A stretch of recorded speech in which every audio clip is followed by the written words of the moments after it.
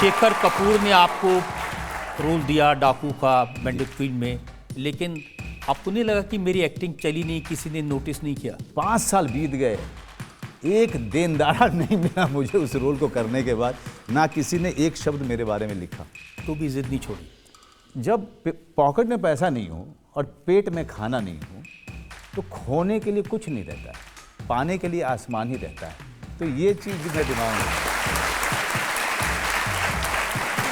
सत्या जी, जिसका भिकू मात्रे की हम इतनी चर्चा देख रहे हैं, जिसका भी कुछ शॉर्ट्स भी हमने देखे, इतना लोगों को पसंद आया, उस फिल्म में आप हीरो बनने वाले थे। राम गोपाल वर्मा जी ने मुझसे पूछा कि क्या क्या किया है तुमने। मैं बताया कि मैं स्वाभिमान करके एक सीरीज़ करता हूँ, सीरियल करता हूँ दूरदर्शन पे। तो और पहले मैंने बैंडिट क्वीन की थी। तो उन्होंने कहा बैंडिट क्वीन में कौन सा रोल, वो तो मेरी फेवरेट फिल्म है। मैंने कहा सर उसमें मैंने मान सिंह का रोल किया था। वो लिटरली अपने सीट से खड़े हो गए। उन्होंने कहा ये वाला रोल तुम बिल्कुल नहीं करोगे जिसके लिए तुम आए। जो हीरो वाला रोल है वो मैं किसी और को दूंगा, ये दूसरे रोल के लिए मुझे एक्टर चाहिए, वो तुम करो। मेरा जो दिल टूटा था उस दिन मैं बता नहीं सकता। लेकिन मुझे नहीं पता था कि भिकू मात्रे मेरी ज़िंदगी में मेरा पूरा जीवन बदलने के लिए आया हुआ है। मेरा पूरा करियर बदल गया था उसके बाद। तो सरदार खान का रोल कैसे मिला? अनुराग कश्यप, उसी का फ़ोन आया 10 बजे रात को कि आप मेरे साथ काम करेंगे, और वो भी 10 साल के बाद। और उस रोल में जो गालियाँ दी आपने, उसकी बहुत चर्चा हुई।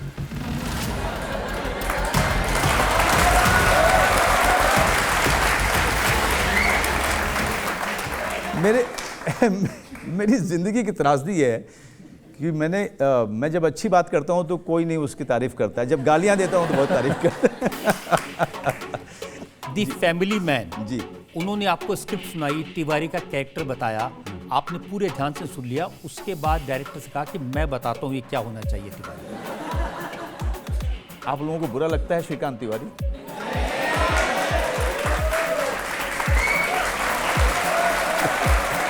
श्रीकांत तिवारी की कहानी ये है कि ये बनारस का रहने वाला, पता है गाली क्यों उसमें शुरुआत मैंने दिया है?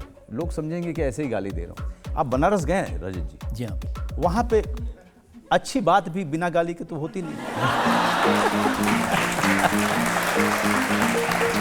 और उसके बेटे से क्या कहता है कि जोर से मत फूंक वरना पीछे से हवा निकल जाए।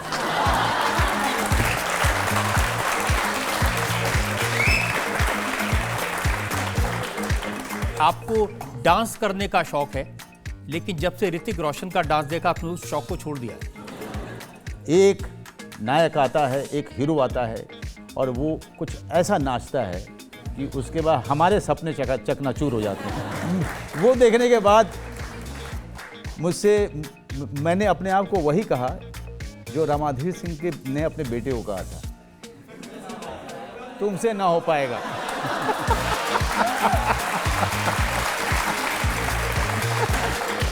आपकी वाइफ कहती हैं कि जितने लोगों को आपने नाराज किया है उसके हिसाब से तो आपको खत्म हो जाना चाहिए था। अब मैं आपको गिनाता हूं, आपके जो दोस्त अनुराग कश्यप, मैं उसके पीछे भी भागा था एक बार। उसको भी जो है उससे मैं नाराज हो गया था, तो वो आगे आगे भाग रहा था, मैं पीछे पीछे भाग रहा था उसको मारने के लिए। कि मैचू धूलिया हैं। अब छोड़िए, क्या आज सब बात कर रहे हैं। लेकिन जिन लोगों के पीछे आप ईंट लेके भागे थे, वो क्या किस्सा था? कुछ नहीं, दारू पी कर लड़ाई हो गई थी। और एक बड़ा फेमस गाना है, मैं चाहे ये करूं, मैं चाहे वो करूं, मेरी मर्जी। तो मुझे लगता है ये आपका थीम सॉन्ग होना चाहिए। अगर मैं अपनी मर्जी का नहीं करता तो एक गांव के किसान का लड़का आप लोगों से इतनी इज्जत और इतना प्यार कैसे पाता, ये मुझे बताइए। तो कहीं ना कहीं